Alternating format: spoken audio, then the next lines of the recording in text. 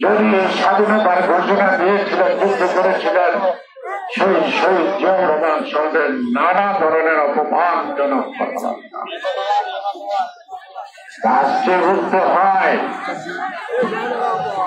যে শেখ মুজিব স্বাধীনতার ঘোষণা দেয় নাই,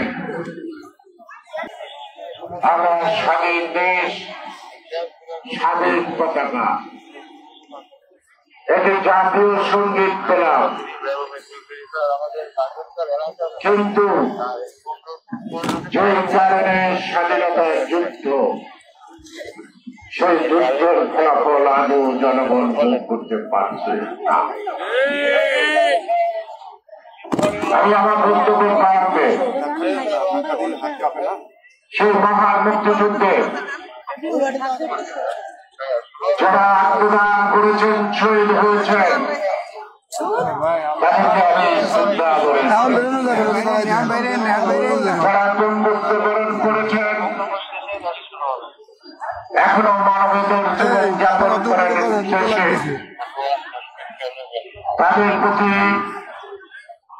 সম্মান ও সহানুভূতি, তার পরিবার পরিজনের প্রতি আমাদের সহানুভূতি সবসময় অব্যাহত থাকবে। কি কারণে বললাম আমরা স্বাধীনতার ফসল জনগণ বা আমরা কেউ ভোগ করতে পারলাম না? যদি পারতাম, তাহলে স্বাধীনতার উত্তর কাল থেকে এই পর্যন্ত আমরা বিরাট সংগ্রাম লড়াই করে যাচ্ছি। এই স্বাধীন দেশে অকাতরে আমার অনেক ভাই জীবন দিল, রক্ত দিল। স্বাধীনতার যুদ্ধে যদি মা বোনেরা তার সন্তান হারিয়েছে,